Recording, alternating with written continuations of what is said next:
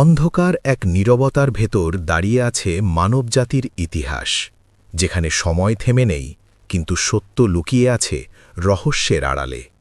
এমন কিছু নাম, এমন কিছু সত্তা, যাদের নিয়ে লেখা আছে আসমানের কিতাবে, কিন্তু তারা আজও মৃত্যুকে স্পর্শ করেনি। তারা আজও বেঁচে আছেন। এক নয়, দুই নয়, 4 জন নবী, যারা আজও জীবিত, যাদের জীবন কোনো সাধারণ মানব জীবনের মতো নয়, যাদের অস্তিত্ব জড়িয়ে আছে কিয়ামতের আলামতের সাথে, যাদের ফিরে আসা বদলে দেবে পৃথিবীর ভাগ্য। কে তারা, কোথায় তারা, আর কেন আল্লাহ তাদের এখনও জীবিত রেখেছেন? আজকের এই ভিডিওতে আমরা জানব কোরআন ও সহি হাদিসের আলোকে সেই 4 জন জীবিত নবীর রহস্যময় কাহিনী।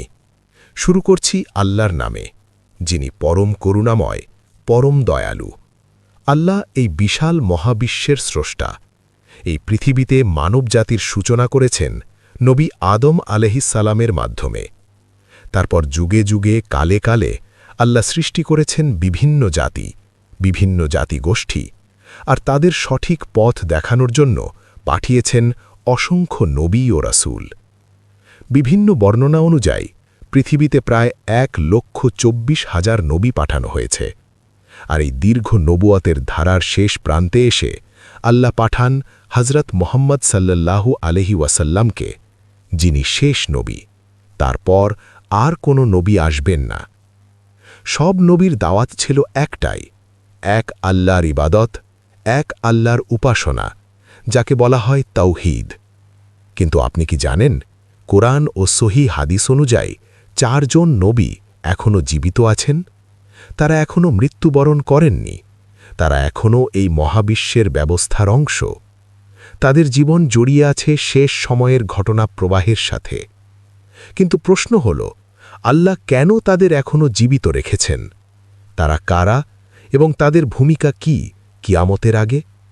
এই রহস্যময় সত্য জানতেই আজকের এই ভিডিও। শুরু করার আগে অনুরোধ, এখন চলুন শুরু করি। প্রথম জীবিত নবী, নবী ঈসা আলাইহিস সালাম। এই 4 জন জীবিত নবীর মধ্যে প্রথমজন হলেন নবী ঈসা আলাইহিস সালাম, যার নাম স্পষ্টভাবে উল্লেখ আছে পবিত্র কোরআনে। তিনি আল্লাহর একজন মহান রাসূল। তিনি পৃথিবীতে আগমন করেন হযরত মুহাম্মদ সাল্লাল্লাহু আলাইহি ওয়াসাল্লামের জন্মের প্রায় 600 বছর আগে। নবী ঈসা আলাইহিস সালামকে বনি ইসরায়েলরা হত্যা করার পরিকল্পনা করেছিল। তারা চেয়েছিল তাকে মেরে ফেলতে, তাকে পৃথিবী থেকে চিরতরে সরিয়ে দিতে। কিন্তু আল্লাহর পরিকল্পনা মানুষের পরিকল্পনার মতো নয়। আল্লাহ নিজ হাতে তাকে রক্ষা করেন। শত্রুদের তাকে স্পর্শ করারও সুযোগ দেননি, বরং আল্লাহ তাকে জীবিত অবস্থায় আকাশে তুলে নেন। কোরআন ও সহি হাদিস স্পষ্টভাবে বলে, নবী ঈসা আলাইহিস সালাম মারা যাননি। তিনি এখনও জীবিত, আর কিয়ামতের আগে তিনি আবার এই পৃথিবীতে ফিরে আসবেন। হাদিস অনুযায়ী তার অবতরণ। সহি হাদিসে বর্ণিত আছে, নবী ঈসা আলাইহিস সালাম অবতরণ করবেন দামেস্ক শহরের পূর্ব দিকে একটি সাদা মিনারের ওপর ফজরের নামাজের সময়। তার সঙ্গে থাকবে 2 জন ফেরেশতা। পৃথিবীতে ফিরে এসে তিনি দাজ্জালকে হত্যা করবেন, ন্যায় বিচার প্রতিষ্ঠা করবেন, মানুষকে সত্যের পথে ফিরিয়ে আনবেন, বিয়ে করবেন, তার সন্তান হবে এবং একটি স্বাভাবিক মানব জীবন যাপন করবেন। এরপর একসময় স্বাভাবিকভাবেই তার মৃত্যু হবে, আর তখন তাকে দাফন করা হবে হযরত মুহাম্মদ সাল্লাল্লাহু আলাইহি ওয়াসাল্লামের পাশেই। এই ছিল প্রথম জীবিত নবীর কাহিনী, নবী ঈসা আলাইহিস সালাম। পবিত্র কোরআনে স্পষ্টভাবে ঘোষণা করা হয়েছে, ঈসা আলাইহিস সালামকে হত্যা করা হয়নি, তাকে শুলে চড়ানো হয়নি, তাকে ক্রুশবিদ্ধ করা হয়নি, বরং আল্লাহ নিজেই তাকে জীবিত অবস্থায় নিজের কাছে তুলে নিয়েছেন। এই ঘটনা কোনো উপকথা নয়, এটা কোনো রূপক গল্প নয়, এটা সরাসরি কোরআনের ঘোষণা। আর কোরআন এটাও বলে, তিনি ভবিষ্যতে আবার এই পৃথিবীতে ফিরে আসবেন। যখন ঈসা আলাইহিস সালাম বুঝতে পারলেন তার জাতি অবিশ্বাসে ডুবে যাচ্ছে, তারা সত্যকে অস্বীকার করছে, তার সাথে বিশ্বাসঘাতকতা করছে, তখন তিনি উচ্চারণ করেছিলেন এক ঐতিহাসিক আহ্বান, আল্লাহর পথে কে আমাকে সাহায্য করবে? তখন তার বিশ্বস্ত অনুসারীরা উত্তর দিয়েছিল, আমরাই আল্লাহর সাহায্যকারী। আমরা আল্লাহতে বিশ্বাস করি, আমরা তার রাসূলের অনুসরণ করি। হে আমাদের প্রভু, আমাদেরকে সত্যের সাক্ষী হিসেবে গণ্য করো। যারা ঈসা আলাইহিসসালামকে হত্যা করতে চেয়েছিল, যারা ষড়যন্ত্র করেছিল, চক্রান্ত করেছিল, পরিকল্পনা করেছিল, আল্লাহ তাদের সমস্ত পরিকল্পনা ব্যর্থ করে দেন, কারণ আল্লাহই সর্বশ্রেষ্ঠ পরিকল্পনাকারী। আর কেউই আল্লাহর পরিকল্পনাকে থামাতে পারে না। এই কাহিনীর সবচেয়ে বিস্ময়কর অংশ হল, আল্লাহ ঈসা আলাইহিসসালামকে জীবিত অবস্থায় আকাশে তুলে নিয়েছিলেন। ঐতিহাসিক বর্ণনা অনুযায়ী সে সময় জেরুজালেমের শাসক ইহুদিদের উস্কানিতে ঈসা আলাইহিসসালামকে হত্যার সিদ্ধান্ত নেয়। চূড়ান্ত পরিকল্পনা হয় আজই তাকে হত্যা করা হবে। ঠিক সেই মুহূর্তে জিব্রাইল আলাইহিসসালাম ঈসা আলাইহিসসালামকে নির্দেশ দিলেন একটি নির্দিষ্ট ঘরে প্রবেশ করতে। ঘরটির মধ্যে ছিল একটি জানালা। ঈসা আলাইহিসসালাম ঘরে প্রবেশ করার সাথে সাথেই জিব্রাইল আলাইহিসসালাম তাকে সেই জানালা দিয়ে আকাশে তুলে নিলেন। চোখের পলকে তিনি উঠে গেলেন আসমানে। আর তখনই আল্লাহ এক অলৌকিক ব্যবস্থা করলেন। ঈসা আলাইহিসসালামের জায়গায় আরেকজন মানুষকে তার মতো আকৃতিতে রূপান্তরিত করে দিলেন। ইহুদিরা বিভ্রান্ত হয়ে পড়ল। তারা সেই লোকটিকেই ঈসা আলাইহিসসালাম মনে করে ধরে ফেলল এবং তাকেই শুলে চড়িয়ে হত্যা করল। এই ঘটনার পর মানুষের মধ্যে তিনটি ভিন্ন বিশ্বাস সৃষ্টি হল। একদল বলল, তিনি আমাদের প্রভু।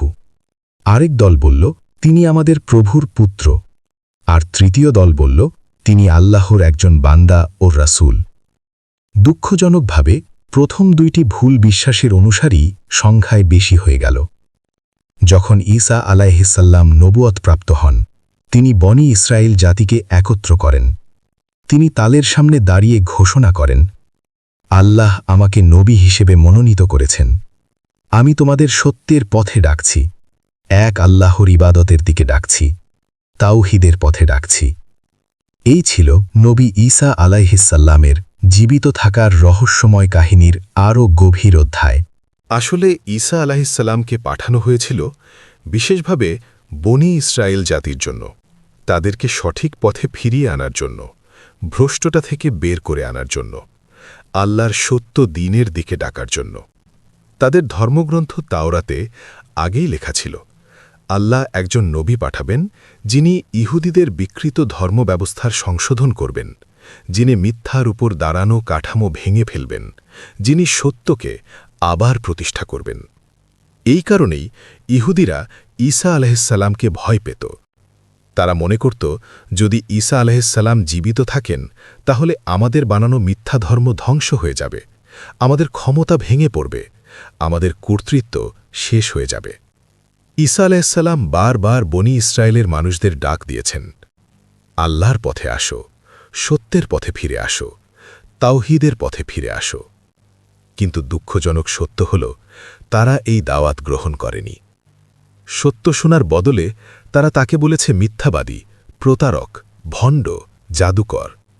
তারা তাকে নিয়ে বিদ্রূপ করেছে, উপহাস করেছে, অপমান করেছে।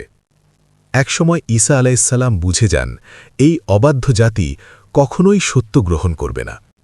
তারা আলোকে ভয় পায়, তারা অন্ধকারকেই নিরাপদ মনে করে, তারা হেদায়াত ছেড়ে গোমরাহিকেই বেছে নিয়েছে। একদিন ঈসা আলাইহিসসালাম সব মানুষকে একত্র করেন। তারপর তিনি জিজ্ঞেস করেন, তোমাদের মধ্যে কে আছে যে আল্লাহর আদেশ মানবে, যে তার সত্য দ্বীন গ্রহণ করবে, যে সত্যের পথে দাঁড়াবে? এই প্রশ্নের জবাব শুনলে মানুষ আজও বিস্মিত হয়। পুরো জাতির ভেতর থেকে মাত্র 12 জন, কিছু বর্ণনায় 19 জন মানুষ সামনে এগিয়ে আসে।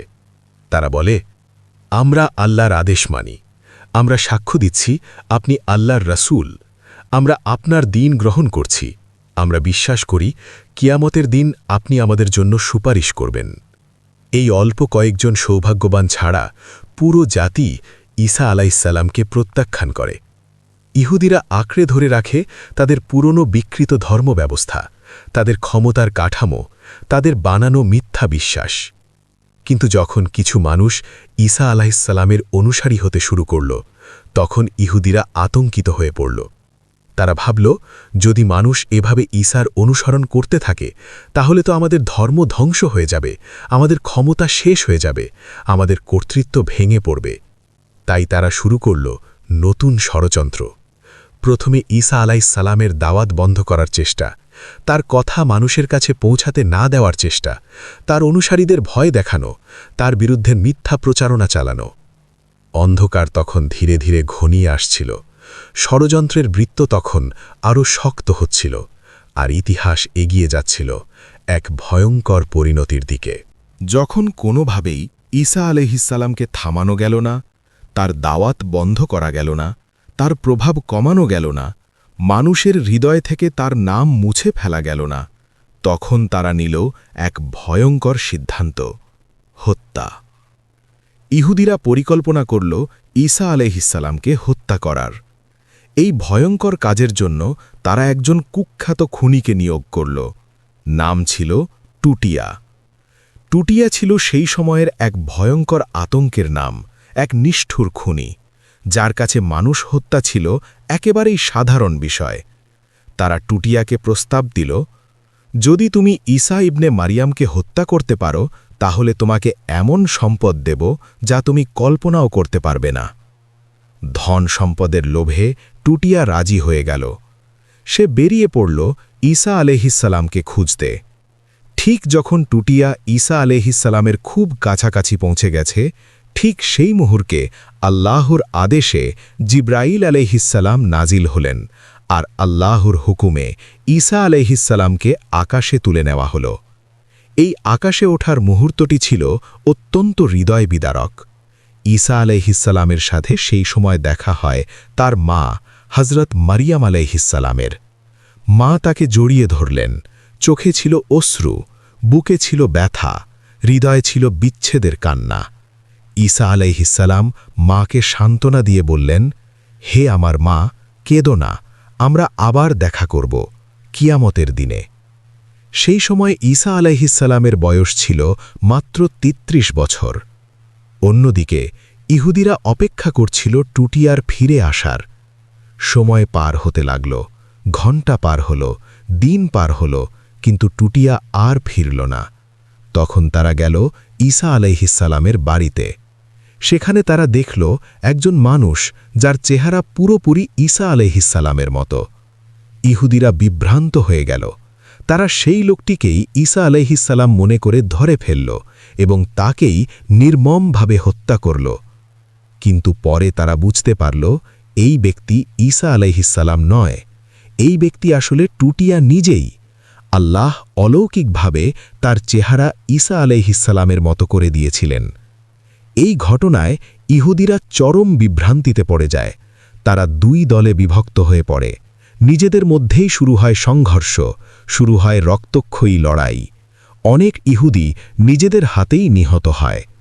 এই ঘটনাকে কেন্দ্র করে কোরআনের সূরা আন-নিসা ১৫৭ থেকে ১৫৮ নম্বর আয়াতে বলা হয়েছে, তারা বলে, আমরা মারিয়ামের পুত্র ঈসাকে হত্যা করেছি, অথচ তারা তাকে হত্যা করেনি, তাকে শুলেও চড়ানো হয়নি, বরং তাদের সামনে এটাই কেবল প্রতিভাত হয়েছিল।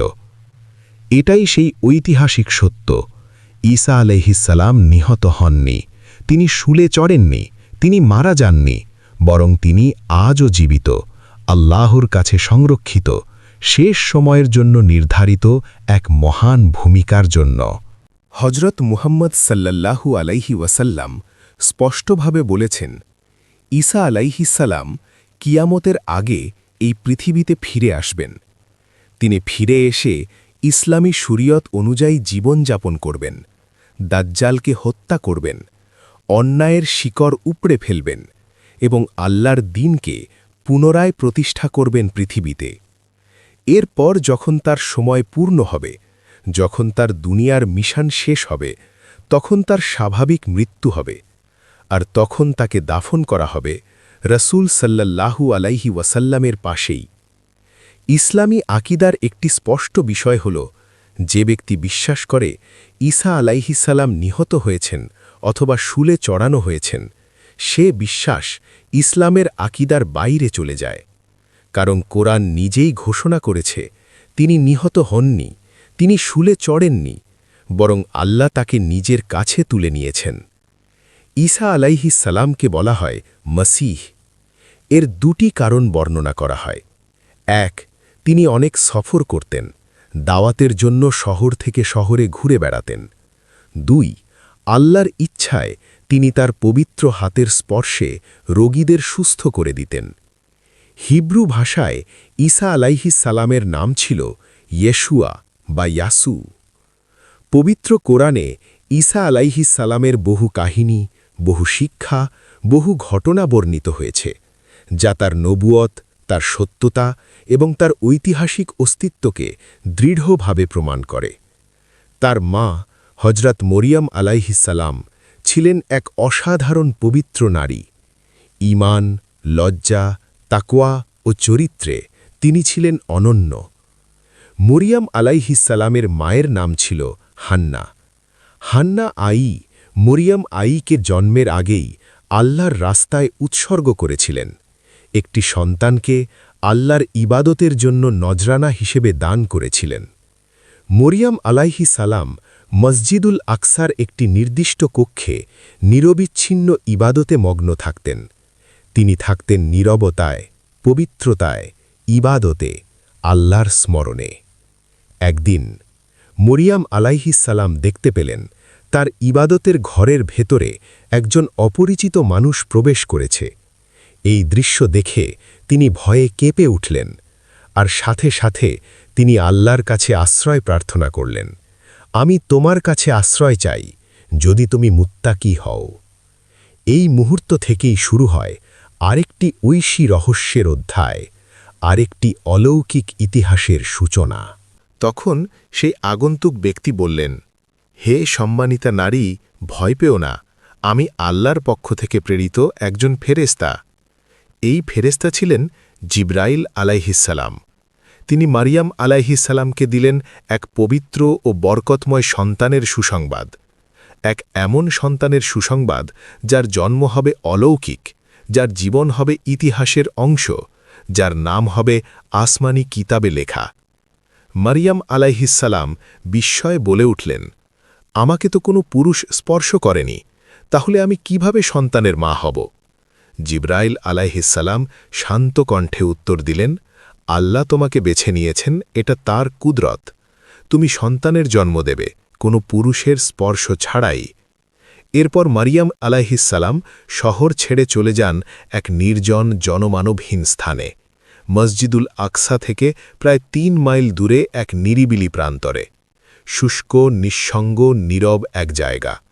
কিন্তু সেখানেই আল্লাহ নিজ হাতে তার জন্য সব কিছুর ব্যবস্থা করেন। সেখানে সৃষ্টি হয় জলধারা, গজিয়ে ওঠে ফলের গাছ, খাবারের ব্যবস্থা হয়, নিরাপত্তার ব্যবস্থা হয়। আল্লাহর কুদরতের ছায়ায় তিনি সেখানে নিরাপদে অবস্থান করেন। ঠিক সেই স্থানেই ঘটে এক ঐতিহাসিক অলৌকিক ঘটনা, ঈসা আলাইহিসসালামের জন্ম। মানব ইতিহাসের এক বিস্ময়কর জন্ম, কোনো পিতার স্পর্শ ছাড়াই এক নবীর আগমন। কিন্তু সন্তান জন্মের পর মারিয়াম আলাইহিসসালামের হৃদয়ে এক ভয় ঢুকে পড়ে। মানুষ যদি জিজ্ঞেস করে, এই শিশুর বাবাকে, আমি কি উত্তর দেব? তখন তিনি সিদ্ধান্ত নেন, তিনি কিছু বলবেন না, তিনি নীরব থাকবেন, তিনি মানুষের প্রশ্নের উত্তর দেবেন না। তিনি ভাবলেন, ওরা যদি জানতে চায় তাহলে শিশুকেই জিজ্ঞেস করুক। যখন তিনি নবজাতক শিশুকে নিয়ে গ্রামে ফিরে আসলেন, মানুষ বিস্ময়ে তাকিয়ে রইল। তারা বলল, হে মারিয়াম, তুমি তো এক সম্মানিতা পরিবারের মেয়ে, তুমি কিভাবে এমন কাজ করলে? এই শিশুর বাবাকে? মারিয়াম আলাইহিসসালাম কোনো উত্তর দিলেন না। তিনি শুধু নবজাতক শিশুটির দিকে ইশারা করলেন আর বললেন, ওকে জিজ্ঞেস করো। আল্লাহর কুদরতে নবজাতক ঈসা আলাইহিসসালাম কথা বলতে শুরু করলেন। শিশুর কণ্ঠে বেরিয়ে এলো আসমানি সত্য, আমি আল্লাহর বান্দা, তিনি আমাকে নবী বানিয়েছেন, তিনি আমাকে একটি কিতাব দিবেন। এই অলৌকিক ঘটনার পরও ইহুদিরা থেমে যায়নি। তারা ঈসা আলাইহিসসালাম ও তার মা মারিয়াম আলাইহিসসালামের বিরুদ্ধে কঠিন অপবাদ দিতে থাকে। তারা এই অলৌকিক সত্য অস্বীকার করে, তারা আল্লাহর কুদরত মানতে চায় না। এরপর ঈসা আলাইহিসসালাম ধীরে ধীরে বড় হয়ে ওঠেন, শৈশব থেকে কৈশোর, কৈশোর থেকে যৌবন, এবং একসময় আল্লাহর পক্ষ থেকে তিনি লাভ করেন নবুয়ত। শুরু হয় তার দাওয়াত, শুরু হয় তার মিশন, শুরু হয় সত্য ও মিথ্যার মহাসংঘর্ষের অধ্যায়। ঈসা আলাইসাল্লাম মানুষকে ডেকেছেন একটাই পথে, শক্তির পথে, তাওহীদের পথে, এক আল্লাহর ইবাদতের পথে। তিনি ঘোষণা করেছিলেন, শুধু আল্লাহকেই উপাসনা করো, তার সাথে কাউকে শরিক করো না। কিন্তু ইহুদিদের অধিকাংশই এই দাওয়াত প্রত্যাখ্যান করল। তারা সত্য গ্রহণ করল না, বরং শুরু করল ষড়যন্ত্র। তার বিরুদ্ধে চক্রান্ত, মিথ্যা অপবাদ, হত্যার পরিকল্পনা সবই চলতে থাকল নীরবে নীরবে। আর এখানেই শেষ নয়, এখন শুরু হচ্ছে আরেক জীবিত নবীর কাহিনী। এক এমন ব্যক্তিত্ব যাকে আল্লাহ দিয়েছেন অস্বাভাবিক দীর্ঘ জীবন, এক এমন বান্দা যার নাম শুনলেই রহস্য আর হিকমতের কথা মনে পড়ে। তিনি হলেন খিজির আলাইসাল্লাম। বিশ্বাস করা হয়, কিয়ামতের আগে যখন দাজ্জাল পৃথিবীতে নেমে আসবে, যখন পৃথিবী ভরে যাবে ফিতনায়, অশান্তিতে, ভ্রান্তিতে, ঠিক তখন খিজির আলাইসাল্লাম আবার আবির্ভূত হবেন। তিনি মানুষকে ডাকবেন আল্লাহর পথে। তিনি ফিরিয়ে আনবেন হারিয়ে যাওয়া হৃদয়গুলোকে। হাদিসে বর্ণিত আছে, খিজির আলাইসাল্লাম ছিলেন একজন রাজপুত্র। তার পিতা ছিলেন একজন রাজা। পিতা চেয়েছিলেন তিনি রাজা হবেন, সিংহাসনে বসবেন, রাজত্ব করবেন। কিন্তু খিজির আলাইসাল্লাম বলেছিলেন, আমি দুনিয়ার রাজত্ব চাই না। তিনি রাজকীয় জীবন ত্যাগ করেন বিলাসিতা, ত্যাগ করেন ক্ষমতা, আর চলে যান জঙ্গলে, নির্জনে, ইবাদতের পথে, একাকী সাধনায়, নীরব ইবাদতে, আল্লাহর স্মরণে। একদিন হযরত মুসা আলাইসাল্লাম তার জাতিকে শিক্ষা দিচ্ছিলেন। ঠিক তখন এক ব্যক্তি প্রশ্ন করল, পৃথিবীতে সবচেয়ে জ্ঞানী মানুষ কে? মুসা আলাইসাল্লাম উত্তর দিলেন, আমি। এই উত্তরে আল্লাহ সন্তুষ্ট হলেন না। আল্লাহ ওহী পাঠালেন, তোমার থেকেও বেশি জ্ঞানী আমার এক বান্দা আছে। তিনি দুই নদীর মিলনস্থলে অবস্থান করেন, তার নাম খিজির। আল্লাহ মুসা আলাইসাল্লামকে বললেন, তুমি একটি মাছ নিয়ে যাত্রা করো, যেখানে মাছটি হারিয়ে যাবে সেখানেই তুমি খিজিরকে পাবে। মুসা আলাইসাল্লাম তার সাথী ইউশা বিন নুনকে সঙ্গে নিয়ে যাত্রা শুরু করলেন। দীর্ঘ পথ চলার পর তারা এক স্থানে বিশ্রাম নিলেন। ঠিক তখন মাছটি জীবন্ত হয়ে উঠল, পানিতে লাফিয়ে পড়ল আর সাগরের ভেতর হারিয়ে গেল। কিন্তু ইউশা বিন নুন এই ঘটনা মুসা আলাইসাল্লামকে বলার কথা ভুলে গেলেন। পরদিন মুসা আলাইসাল্লাম বললেন, আমাদের খাবার দাও। তখন ইউশা বিন নুনের হঠাৎ মনে পড়ে যায় মাছটি হারিয়ে গেছে। তিনি পুরো ঘটনা বলেন। মুসা আলাইসাল্লাম সঙ্গে সঙ্গে বলেন, সেটাই তো আমাদের গন্তব্য। তারা ফিরে যান সেই জায়গায়। সেখানে গিয়ে দেখতে পান একজন ব্যক্তি সমুদ্রের ধারে বসে আছেন, শরীর কাপড়ে মোড়ানো, নীরব, স্থির, গভীর চিন্তায় নিমগ্ন।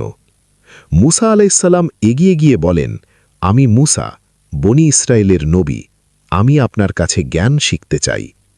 এইভাবেই শুরু হয় ইতিহাসের এক মহান সাক্ষাৎ, নবী মুসা ও খিজির আলাইসাল্লামের মিলন, হিকমত, রহস্য ও আসমানি জ্ঞানের এক অসাধারণ অধ্যায়।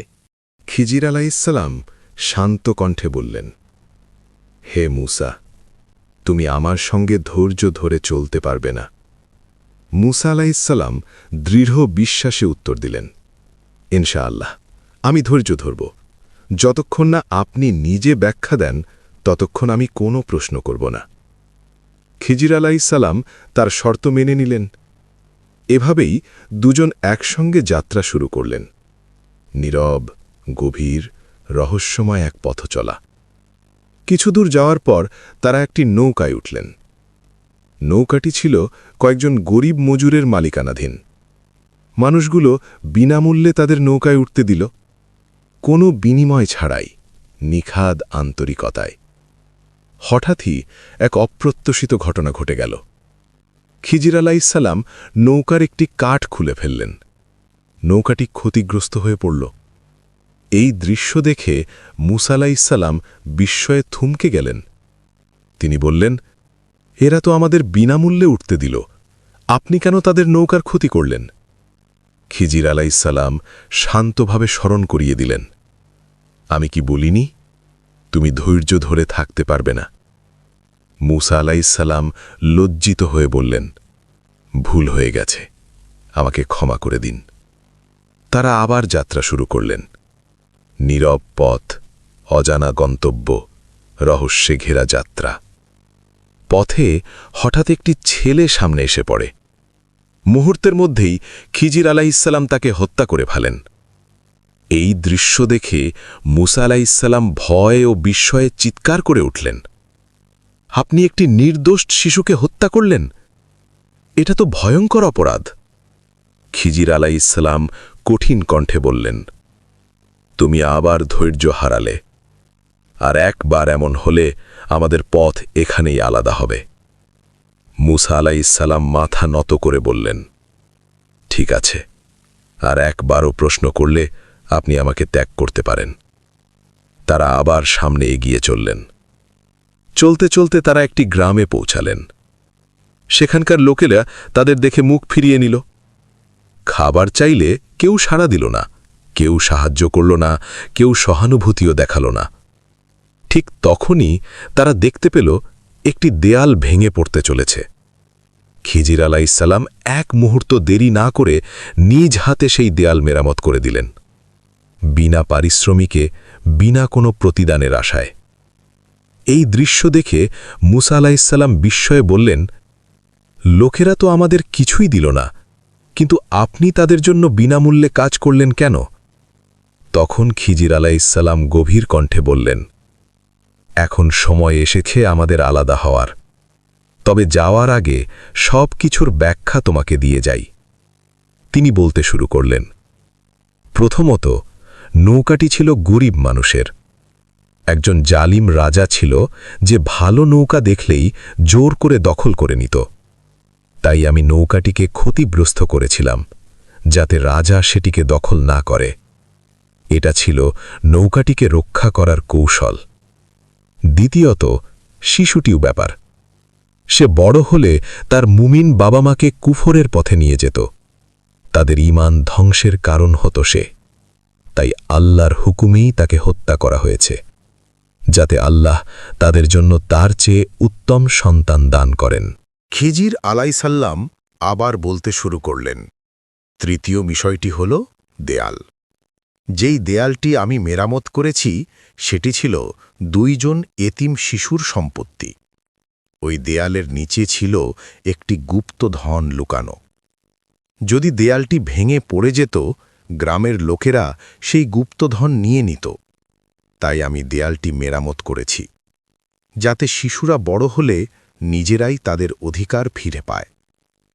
তারপর খিজির আলাইসাল্লাম স্পষ্ট করে বললেন, কোরআনের ভাষায় আমি এসব কিছু নিজের ইচ্ছায় করিনি, আমি কিছুই মন গড়াভাবে করিনি।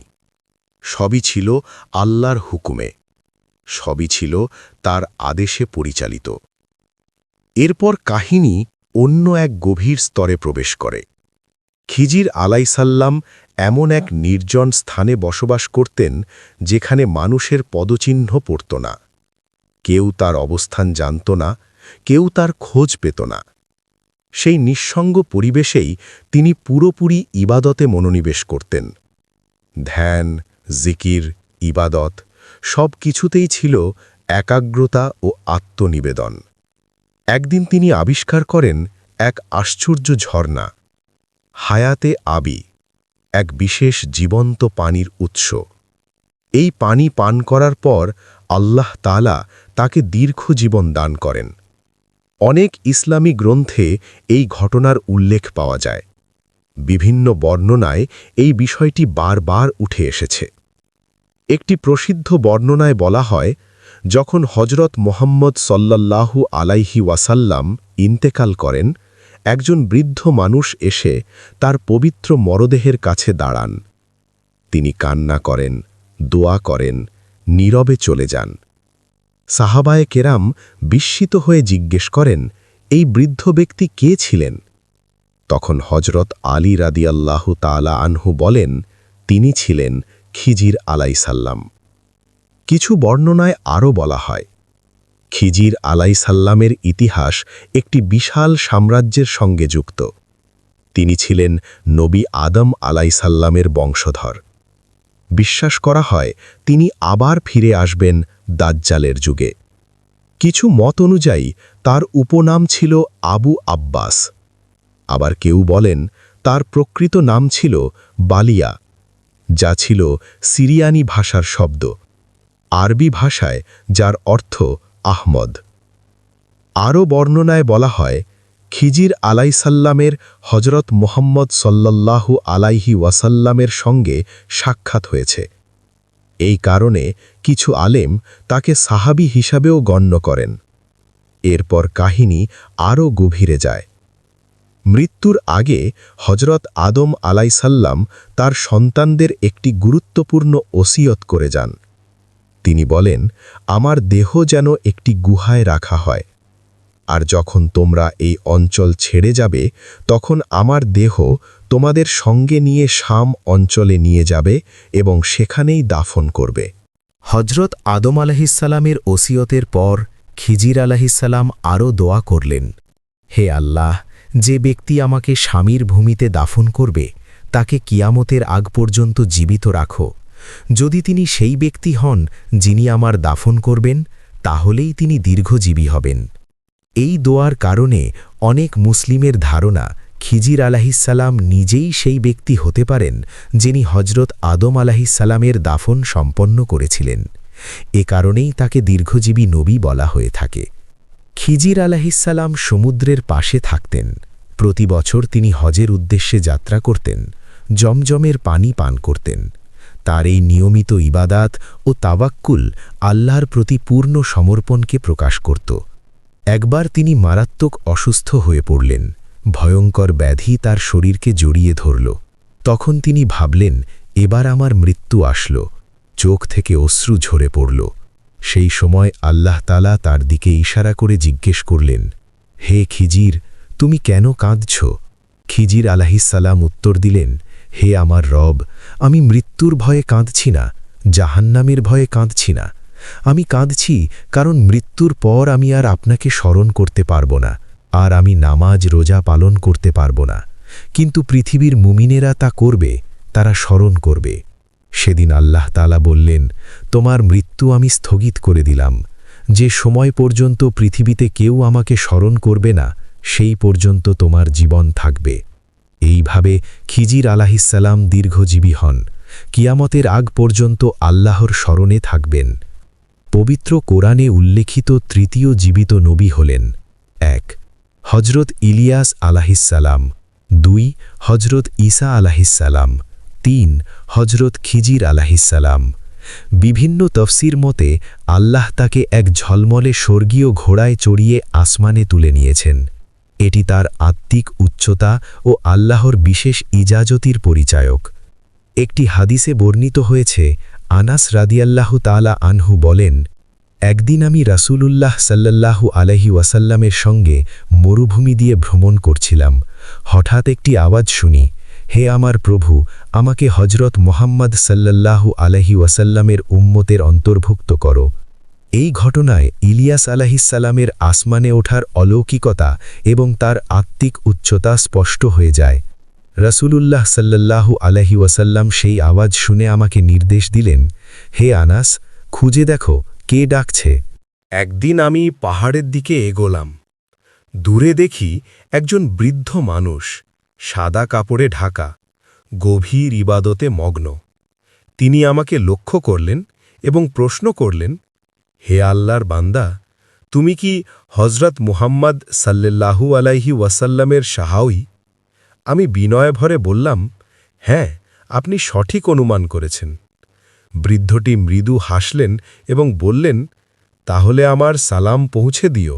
রাসূলুল্লাহ সাল্লাল্লাহু আলাইহি ওয়াসাল্লামের কাছে বলতে হবে, ইলিয়াস আলাইহিস সালাম তার সঙ্গে দেখা করতে চান।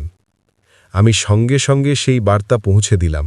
রাসূলুল্লাহ সাল্লাল্লাহু আলাইহি ওয়াসাল্লাম আমাকে সঙ্গে নিয়ে গেলেন ইলিয়াস আলাইহিস সালামের সঙ্গে সাক্ষাৎ করার জন্য। যখন আমরা পৌঁছালাম, আমি দূরে দাঁড়ালাম। দুই নবী কিছুক্ষণ আলাপে মগ্ন। হঠাৎ আকাশ থেকে খাবার অবতরণ করল। রাসূলুল্লাহ সাল্লাল্লাহু আলাইহি ওয়াসাল্লাম আমাকে ডাকলেন, আনাস, এসো, একসঙ্গে খাও। খাওয়ার পর আমি দেখি আকাশ থেকে একটি জ্যোতির্ময় ঘোড়া নেমে আসে। ইলিয়াস আলাইহিস সালাম সেই ঘোড়ায় চড়ে আসমানে উঠলেন, আল্লাহর ইজাজতের সঙ্গে। পবিত্র কোরআনে ইলিয়াস আলাইহিস সালামের নাম সরাসরি উল্লেখ আছে। বাইবেলে তাকে বলা হয় প্রফেট ইলিয়া। কিছু দুর্বল বর্ণনায় বলা হয় ইলিয়াস আলাইহিস সালাম এবং ইদ্রিস আলাইহিস সালাম একই ব্যক্তি, শুধু নাম ভিন্ন। কিন্তু অধিকাংশ আলেম এই মত গ্রহণ করেন না, কারণ সেই রেওয়ায়াতগুলো দুর্বল এবং অবিশ্বস্ত। কোরআন থেকে স্পষ্ট বোঝা যায় ইলিয়াস আলাইহিস সালাম এবং ইদ্রিস আলাইহিস সালাম দুজন আলাদা নবী ছিলেন। সূরা আস-সাফফাতে ইলিয়াস আলাইহিস সালামের নাম 2 বার উল্লেখ আছে। কিছু বর্ণনায় বলা হয়েছে তিনি ছিলেন হারুন আলাইহিস সালামের বংশধর। আল্লাহ তাকে পাঠান বালবেক নামের এক শহরে, যা ছিল শামের অন্তর্গত। সেখানকার মানুষ বাল নামে একটি মূর্তির পূজা করত।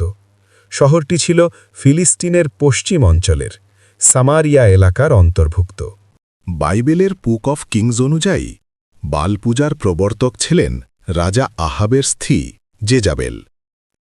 ইলিয়াস আলাইহিসসালাম তার জাতিকে আহ্বান করলেন, তোমরা মূর্তি পূজা ত্যাগ করো, একমাত্র আল্লাহর ইবাদতে ফিরে আসো। কিন্তু এই অবাধ্য জাতি তার দাওয়াত প্রত্যাখ্যান করল। তারা ষড়যন্ত্রে লিপ্ত হল। ইলিয়াস আলাইহিসসালামকে হত্যা করার পরিকল্পনা করল। তবে আল্লাহ তাআলা তাদের ষড়যন্ত্র ব্যর্থ করে দিলেন। ইলিয়াস আলাইহিসসালামকে জীবিত অবস্থায় আকাশে তুলে নেওয়া হল। এই ঘটনা তার আল্লাহর বিশেষ ইজাজতের পরিচায়ক। এবার আমি আপনাদের বলি চতুর্থ জীবিত নবীর কথা। তিনি হলেন ইদ্রিস আলাইহিসসালাম। তার জীবিত থাকার বিষয়টি অনেক সহিহ হাদিসে বর্ণিত। আল্লাহ তাআলা বলেন সূরা মারিয়ামে, ইদ্রিস ছিলেন একজন সত্যবাদী নবী, আমি তাকে আকাশে উত্তোলন করেছি। মেরাজের রাতে হজরত মুহাম্মদ সাল্লাল্লাহু আলাইহি ওয়াসাল্লাম আকাশে ইদ্রিস আলাইহিসসালামের সঙ্গে সাক্ষাৎ করেন। একটি হাদিসে বর্ণিত, হজরত আব্বাস রাদিয়াল্লাহু তাআলা আনহু বলেন, ইদ্রিস আলাইহিসসালাম ছিলেন একজন দর্জি।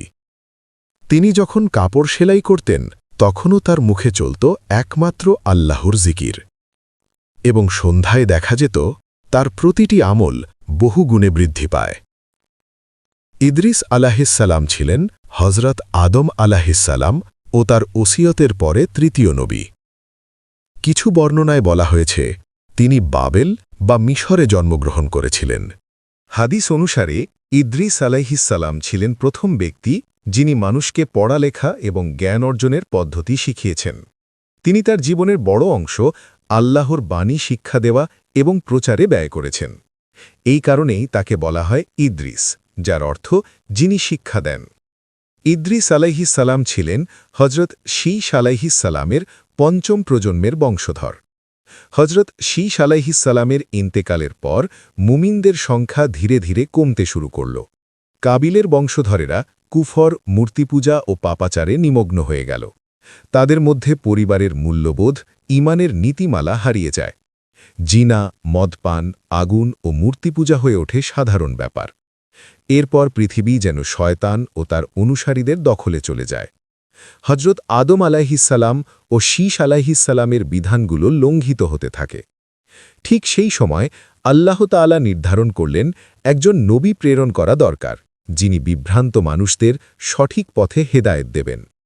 এই মহান দায়িত্বের জন্য আল্লাহ ইদ্রিস আলাইহিসসালামকে মনোনীত করলেন। ইদ্রিস আলাইহিসসালামের মধ্যে বিদ্যমান ছিল নবীর সব গুণাবলী। তিনি হজরত আদম আলাইহিসসালামের দিন অনুসরণ করতেন, সবসময় ধার্মিক ছিলেন এবং সত্য কথা বলতেন। নবুয়ত লাভের পর তিনি মানুষকে আল্লাহর পথে ফিরে আসার দাওয়াত দিলেন। কিন্তু এই জাতি তার বার্তা পছন্দ করল না। তারা সত্য এবং পবিত্রতার শিক্ষা ঘৃণা করতে লাগল। অবশেষে তারা ইদ্রিস আলাইহিসসালামের শত্রু হয়ে দাঁড়ায় এবং তার অনুসারীদের উপর নৃশংস অত্যাচার শুরু করে। এই নিপীড়নের কারণে ইদ্রিস আলাইহিসসালাম সিদ্ধান্ত নিলেন বাবেল অঞ্চলটি ছেড়ে চলে যাবেন এবং তার অনুসারীদেরও এই সিদ্ধান্ত জানিয়ে দিলেন। আপনাদের জানাতে হবে, বাবেল ছিল খুবই উর্বর এবং সমৃদ্ধ একটি অঞ্চল, টাইগ্রিস ও ইউফ্রেটিস নদীর ধারে। সেই অঞ্চল ছেড়ে যাওয়া কোনো সহজ সিদ্ধান্ত ছিল না। প্রথমে ইদ্রিস আলাইহিসসালামের অনুসারীরা হিজরতের ব্যাপারে দ্বিধায় ছিলেন, কিন্তু যখন তিনি পুরো পরিস্থিতি বিশদভাবে ব্যাখ্যা করলেন, তারা একমত হলেন এবং প্রস্তুতি নিলেন। অবশেষে ইদ্রিস আলাইহিসসালাম ও তার অনুসারীরা বাবেল ত্যাগ করেন। তারা মিশরের দিকে যাত্রা শুরু করেন। দীর্ঘ পথ পেরিয়ে এসে তারা নাইল নদীর তীরে এক এলাকায় বসতি স্থাপন করেন, যা ছিল বাবেলের থেকেও বেশি উর্বর, বেশি সমৃদ্ধ, বেশি প্রাণবন্ত। কিন্তু মিশরে এসেও ইদ্রিস আলাইহিসসালাম থেমে যাননি। তিনি আল্লাহর বাণী প্রচার করতে থাকেন, মানুষকে হেদায়েতের পথে আহ্বান জানাতে থাকেন।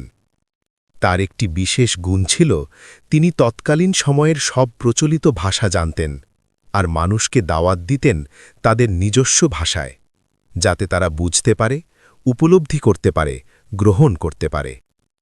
ইদ্রিস আলাইহিসসালাম ছিলেন নবী নূহ আলাইহিসসালামের প্রায় 1000 বছর আগের নবী। আল্লাহ তাআলা তাকে প্রথম মানুষের রূপে নবুয়তের মর্যাদা দেন এবং তার উপর 30টি সাহিফা নাজিল করেন। ইদ্রিস আলাইহিসসালামকে বলা হয় মানব ইতিহাসের প্রথম বিজ্ঞানী নবী। তিনি ছিলেন জ্যোতির্বিদ্যায় পারদর্শী, অ্যাস্ট্রোলজিতে জ্ঞানী, গণিতে দক্ষ, ম্যাথমেটিক্সে অভিজ্ঞ। তিনি প্রথম ব্যক্তি যিনি কলম দিয়ে লেখা শুরু করেন। তিনি মানুষকে শেখান কাপড় সেলাই করা, কারণ তার আগে মানুষ পশুর চামড়া পরিধান করত।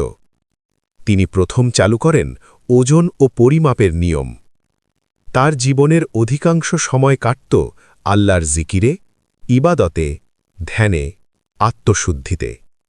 ফেরেশতারা তাকে খুব ভালোবাসতেন, তাই তারা প্রায়ই তার কাছে আসতেন। একদিন আল্লাহর আদেশে মালাকুল মাউত, মৃত্যুর ফেরেশতা, মানব রূপে ইদ্রিস আলাইহিসসালামের কাছে আসেন এবং কিছু সময় তার সঙ্গে অবস্থান করেন। ইদ্রিস আলাইহিসসালাম বুঝে ফেলেন এই ব্যক্তি কে। তখন তিনি এক আশ্চর্য অনুরোধ করেন, আমি মৃত্যুর স্বাদ নিতে চাই, যেন মৃত্যুর পর আবার জীবিত হয়ে আল্লাহর আরও বেশি ইবাদত করতে পারি। আল্লাহর অনুমতিতে ফেরেশতা তার রূহ কবজ করেন, কিন্তু কিছুক্ষণ পর আবার তা ফিরিয়ে দেন। এরপর ইদ্রিস আলাইহিসসালাম আবার অনুরোধ করেন, আমি জান্নাত ও জাহান্নাম দেখতে চাই। আল্লাহর অনুমতিতে ফেরেশতা প্রথমে তাকে জাহান্নাম দেখান। তিনি কিছু সময় অবস্থান করেন। তারপর তাকে নিয়ে যাওয়া হয় জান্নাতে, এক ভিন্ন জগৎ, এক ভিন্ন আলো, এক ভিন্ন বাস্তবতা। জান্নাত দর্শনের পর ইদ্রিস আলাইহিসসালাম গভীর কণ্ঠে বললেন, আমি এই জায়গার ছেড়ে যেতে চাই না, যদি না আমার রব নিজে আমাকে আদেশ দেন। আমি তো মৃত্যুর স্বাদ পেয়েছি, জাহান্নাম দেখেছি আর এখন জান্নাতে আছি, তাই এখানেই থাকতে চাই। আল্লাহর হুকুমে ফেরেশতারা এই সিদ্ধান্তে সম্মত হন। ইদ্রিস আলাইহিসসালামকে আসমানে স্থায়ীভাবে অবস্থানের অনুমতি দেওয়া হয়। তিনি এখন আসমানে ফেরেশতাদের সঙ্গেই ইবাদাতে মগ্ন আছেন, আল্লাহর জিকিরে নিমগ্ন আছেন, নূরের পরিবেশে অবস্থান করছেন। কিছু বর্ণনায় আছে তিনি ষষ্ঠ আসমানে অবস্থান করছেন, আবার কিছু হাদিসে বলা হয়েছে তিনি চতুর্থ আসমানে রয়েছেন। হজরত মুহাম্মদ সাল্লাল্লাহু আলাইহি ওয়াসাল্লাম মেরাজের রাতে আসমানে ওঠার সময় ইদ্রিস আলাইহিসসালামের সঙ্গে সাক্ষাৎ করেন, আর সেই সাক্ষাৎ হয়েছিল চতুর্থ আসমানে। এটাই ছিল ইদ্রিস আলাইহিসসালামের অলৌকিক, বিস্ময়কর ও ব্যতিক্রমী জীবনগাথা। এক নবী যিনি মৃত্যুর স্বাদ গ্রহণ করেছেন, জাহান্নাম দেখেছেন, জান্নাত দেখেছেন, আর এখনও আসমানে অবস্থান করে ইবাদতে মগ্ন আছেন। পবিত্র কোরআন ও সহি হাদিস থেকে আমরা জানতে পারি, আল্লাহর বিশেষ কুদরতে এখনও 4 জন নবী জীবিত আছেন, কেউ পৃথিবীতে, কেউ আসমানে। এই 4 জন হলেন ঈসা আলাইহিসসালাম, যিনি দাজ্জালের বিরুদ্ধে যুদ্ধের জন্য আবার পৃথিবীতে ফিরে আসবেন; খিজির আলাইহিসসালাম, দীর্ঘজীবী রহস্যময় নবী, যিনি হেদায়েতের প্রতীক; ইলিয়াস আলাইহিসসালাম, আল্লাহর পথে ডাকার এক সাহসী নবী, যিনি জীবিত অবস্থায় আসমানে উঠেছেন; ইদ্রিস আলাইহিসসালাম, নবুয়াতের পাশাপাশি মানব ইতিহাসের প্রথম শিক্ষক, প্রথম বিজ্ঞানী, প্রথম কারিগর। তাদের জীবন থেকে আমরা কি শিখি? আমরা শিখি আল্লাহর পরিকল্পনাই সর্বশ্রেষ্ঠ। যেমন ঈসা আলাইহিসসালামকে কেউ হত্যা করতে পারেনি, কারণ আল্লাহর সিদ্ধান্তের সামনে কোনো শক্তি টিকে থাকতে পারে না। আমরা শিখি সত্যের পথে থাকা কঠিন, কিন্তু সেটাই সঠিক পথ। আর আমরা শিখি খিজির আলাইহিসসালাম দুনিয়ার রাজত্ব ত্যাগ করে ইবাদতের পথ বেছে নিয়েছেন, কারণ প্রকৃত সম্মান দুনিয়ায় নয়, আল্লাহর নিকটবর্তী হওয়ার মধ্যেই প্রকৃত সম্মান। সাহসিকতা এবং ত্যাগ ছাড়া দিন টিকে থাকতে পারে না। ইলিয়াস আলাইহিসসালামের দাওয়াত এবং মূর্তিপূজকদের মুখোমুখি হওয়া আমাদের শিখায় জ্ঞান, প্রযুক্তি এবং ইবাদত সবই আল্লাহর পথে গুরুত্বপূর্ণ। ইদ্রিস আলাইহিসসালাম আমাদের শেখান ইসলাম মানে শুধু নামাজ নয়, সাথে উন্নয়নও। আজকের যুগে যখন মানুষ দিশেহারা, এই 4 নবীর জীবন আমাদের বলে, সত্যের জন্য ত্যাগ করো, আল্লাহর পথে ফিরে আসো, ধৈর্য ধরো, ইবাদত করো, নিজের চারপাশে হেদায়াত ছড়াও। এমনকি যদি গোটা জাতি তোমার বিপক্ষে যায়, তবুও যদি তুমি আল্লাহর সঙ্গে থাকো, তোমার বিজয় নিশ্চিত। প্রিয় দর্শক, এই অলৌকিক ইতিহাসগুলো শুধু গল্প নয়, এগুলো আমাদের জীবনের পথ দেখানোর জন্য প্রেরণা।